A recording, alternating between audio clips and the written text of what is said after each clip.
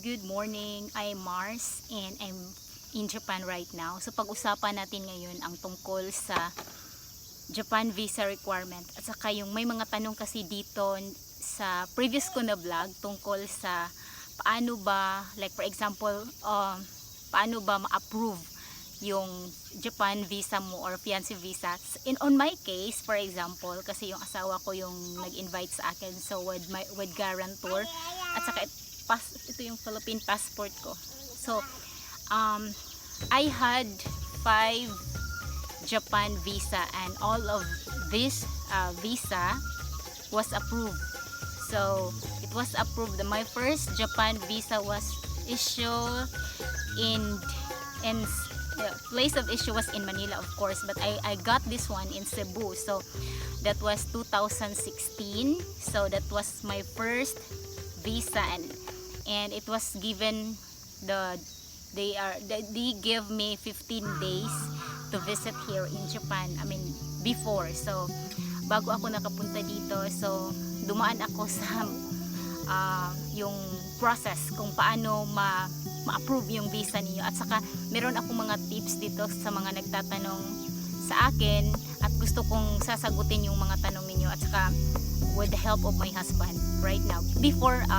Before we got married, he invited me to Japan, to come to Japan, and hindi pa kami kasal doon. So kaya may mga requirements ang Japan Embassy tungkol sa kanilang side. So halimbawa, isa sa mga requirements doon na talagang medyo mahirap sa iba ay yung financial side of your guarantor. So kailangan may required sila na amount of money na dapat na yung kita ng fiancé ko dati, kasi fiancé ko pa lang siya kasi hindi pa kami kasal dati. So I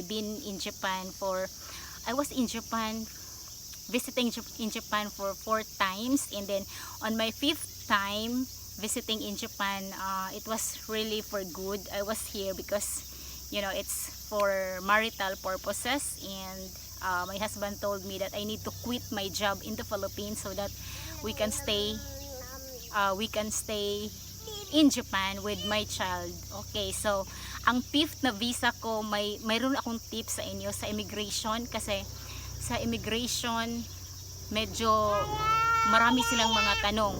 Okay, at saka medyo natagalan ako doon kasi there was the last time that I was in the immigration, they hold me because of some issue, and I was able to resolve that one immediately. So umiyak pa nga ako doon sa immigration, at saka at that time buntis ako. So that was my 5th visa. So ito yung first na visa ko. For the single entry, they gave me 15 days. So sa mga gustong mag-tourist visa dito sa Japan, so first is 15 days. So pero may mga iba talaga guys, like mga OFW na mga wife, at saka malaki yung bank account nila statement, yung money na napundar nila sa bangko. So meron silang iba, pero sa akin 15 days. Iba naman to kasi fiancé ko ang guarantor, at saka siya yung nag-invite. Siya yung lahat nag-prepare ng mga documents ko.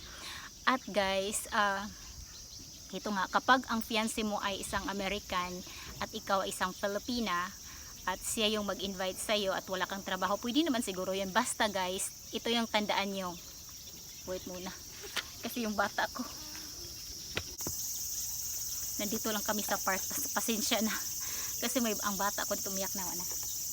So sa first, ito na, ibibigay ko sa inyo yung mga requirements. Wait muna. Okay, so kailangan guys, dapat okay guys, so kailangan yung husband mo ay meron siyang kita or income na at least 200,000 Japanese yen. So halimbawa, kung ikaw ay mayroong fiancé or foreigner na mag-finance sa lahat ng mga expenses ninyo sa Japan, pwede ma-approve yun. Kaya lang dapat magkaroon lang ng return ticket. So mahalaga yun, na yun ang isa sa mga mahalagang requirements ng immigration. Dapat ipapakita, mas maliban sa passport na ipapakita doon, at saka may mga tanong sila.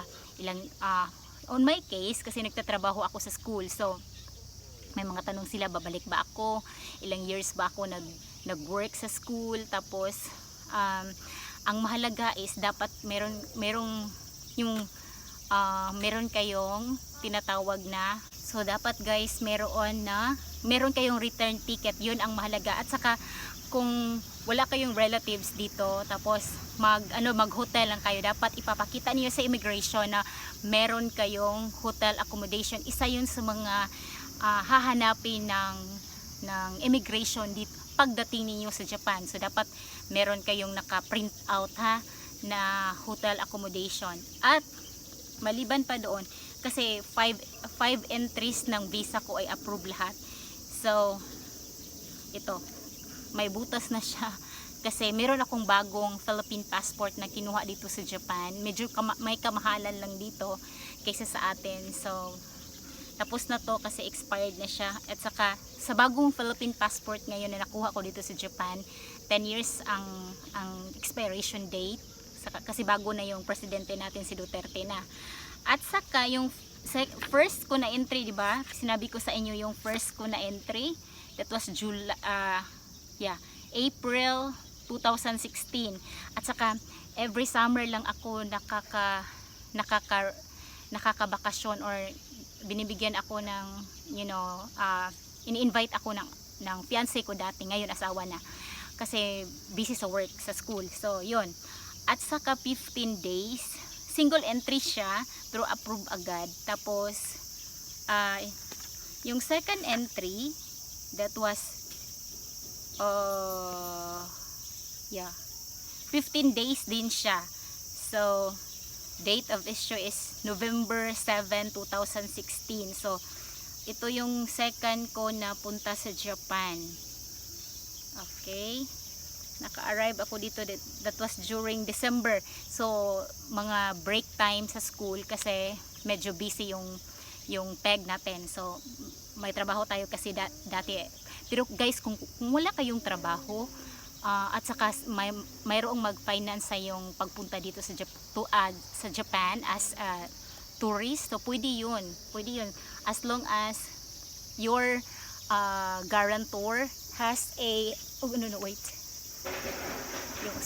yung anak ko, as long as yung guarantor ninyo ay meron siyang ipapakita na bank statement, or yung guarantor niyo, at make sure yung guarantor meron siyang invitation letter.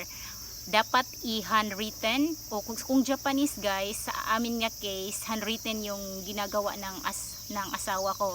So at saka meron silang hangko. Yung hangko ay yung signature nila, kasi dito sa Japan, sa atin, di ba, mag-signature tayo, so okay na yun sa atin, tatak na yun, so ikaw yun, siguradong ikaw yun. Dito sa Japan, meron silang tinatawag na hangko, ibig sabihin, sa kanila yun, totoo talaga yun. Lahat ng mga documents nila, kung sila ay gustong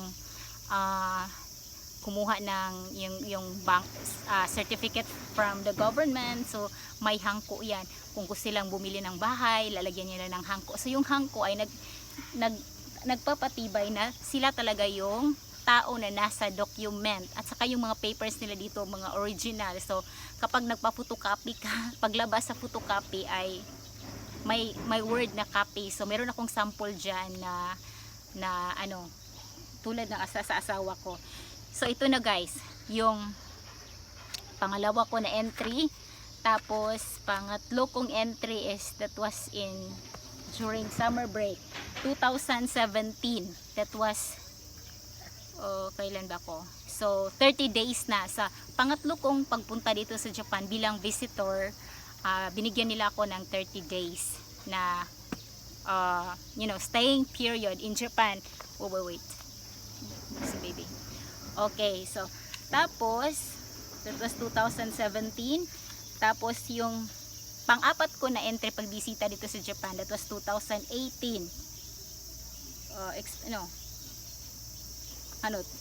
Sorry, 2017 July, date of issue is 12 December 2017. Tapos visitor 30 days din. So first, second entry is 15 days. Tapos third at saka fourth entry is 30 days. Wait. At saka yung pang last ko na entry, yung 5 entry ko dito sa Japan, ito na yung dala-dala ko na itong baby ko habang ako ay pregnant ako dati. Pregnant na ako kasi si Mr. palaging pabalik-balik sa Pilipinas at saka nag-i-invite sa akin. Tapos yung mga documents niya pinapadala niya through post Japan. So may mga mail. Mabilis yung mail dito sa Japan. Ayun. Okay. Mabilis yung mail nila dito sa Japan, guys. So from Japan to the Philippines. So mabilis. Kaya lang dito ang sa Pilipinas ang pagtanggap ang tagal.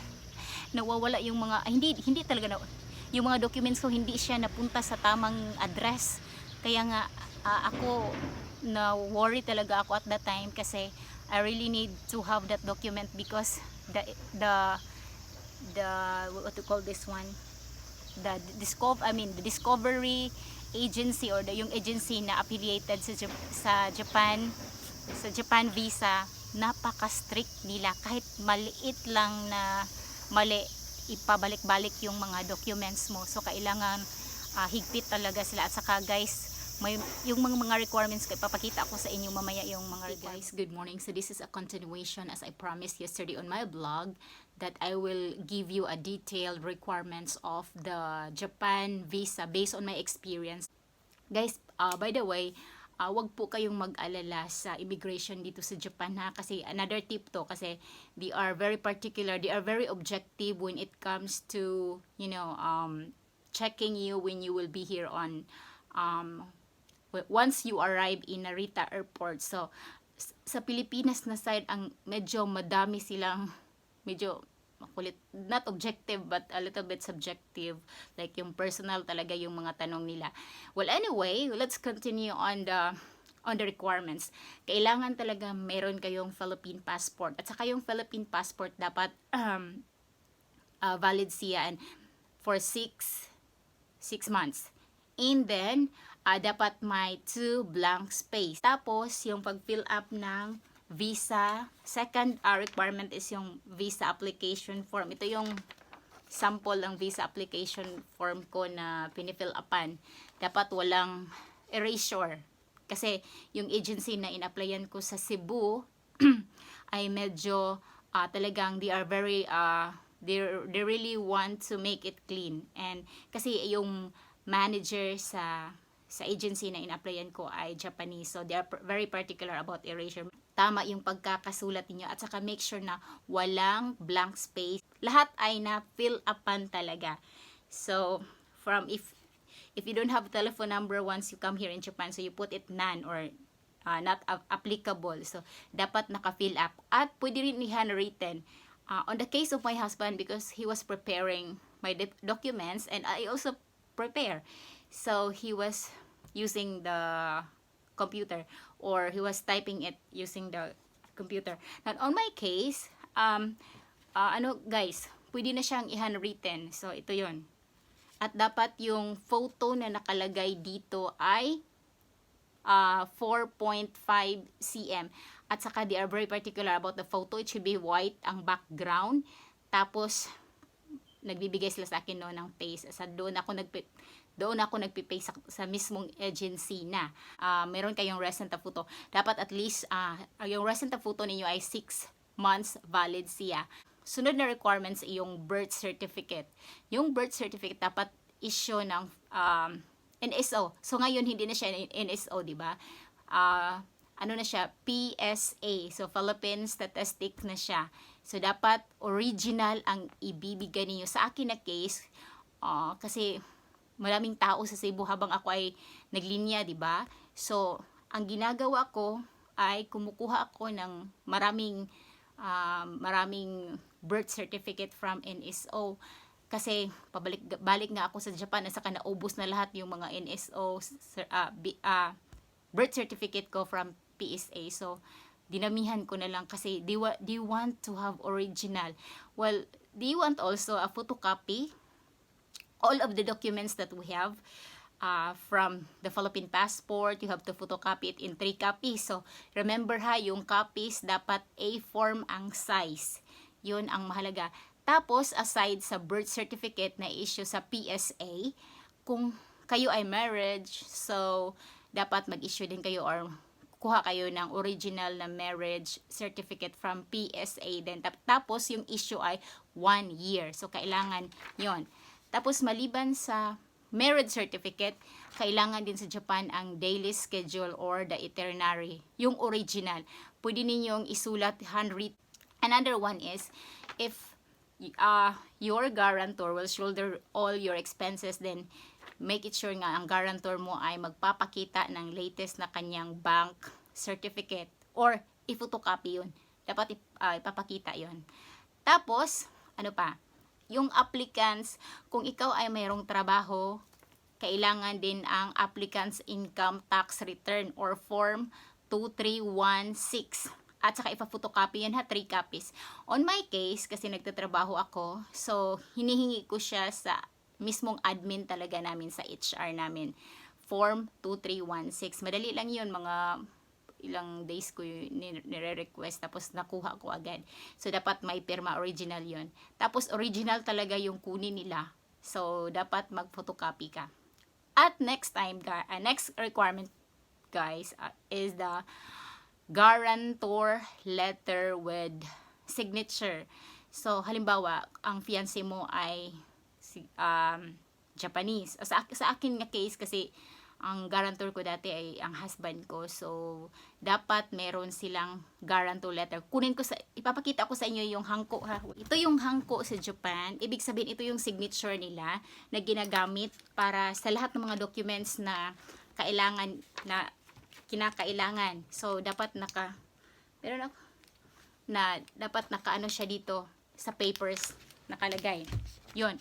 Kapag guarantor mo ay Japanese, halimbawa kung ang guarantor mo ay, Canadian, American, or British, or whatever nationalities you have, make sure nga original yun. At saka, tapos, may signature talaga galing sa kanila. And the next one, guys, is the number 10 requirement is the proof of relationship. Now, I have here a sample. Meron akong sample ipapakita dito. Ito yung mga old documents namin when I got here from Japan, from the Philippines to Japan. So, may mga photos na piniprepare yung husband ko. At tapos, ito yung sample. Tapos, 2017 to. Tapos, meron siyang nakalagay dito na mga, I don't know, you can read in Japanese. May mga simple subtitle or just like a description about the photo. So, ito yung katunayan na talagang we have a relationship and it's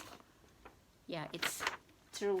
It's genuine. Kasi hanapin yun talaga ng agency ng Japan Visa Critics, yung in-applyan namin na agency. At saka, ano pa, maliban sa proof of relationship ng fiancé mo, or kami dati gumagamit kami ng Line or Facebook Messenger, so pinipicturean ng husband ko yung mga messages namin, tapos sinasali sa aming documents. Yung first at saka second time ko na pagpunta dito sa Japan using my tourist visa. Yung third at saka fourth, parang hindi na siya kinakailangan. Wala nang kasi pabalik-balik na ako dito hanggang I settle down here for the 5th time. Another one is the guarantor letter. Yun, guarantor letter with hangko. Okay?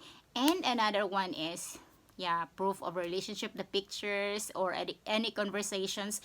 If you come here in Japan for the first time and your fiancé will finance all the expenses, so importante talaga yung proof of relationship.